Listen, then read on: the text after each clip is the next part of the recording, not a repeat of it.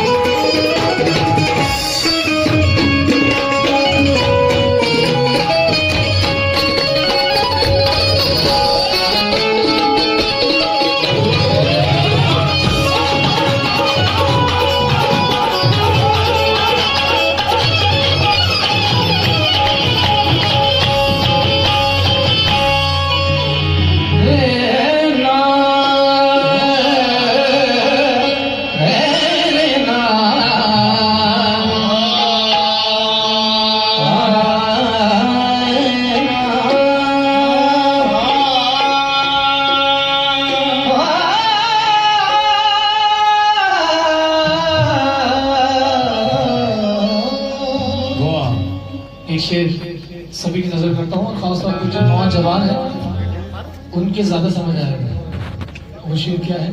नौजवान। मोहब्बत में किया वादा, जिन्होंने इश्क किया है वही समझेंगे ज्यादा। मोहब्बत में किया वादा मुझे सच्चा नहीं लगता। मोहब्बत में किया वादा मुझे सच्चा नहीं लगता। उसे देखा है जब से दूसरा, उसे देखा है जब से दूसरा, उसे देखा है जब से दूसरा, उसे देखा है जब से दूसरा। वो मेरा कुछ नहीं लगा,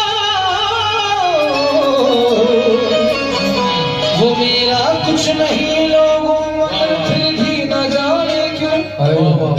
वो मेरा कुछ नहीं लोगों मगर फिर भी न जाने क्यों। उसे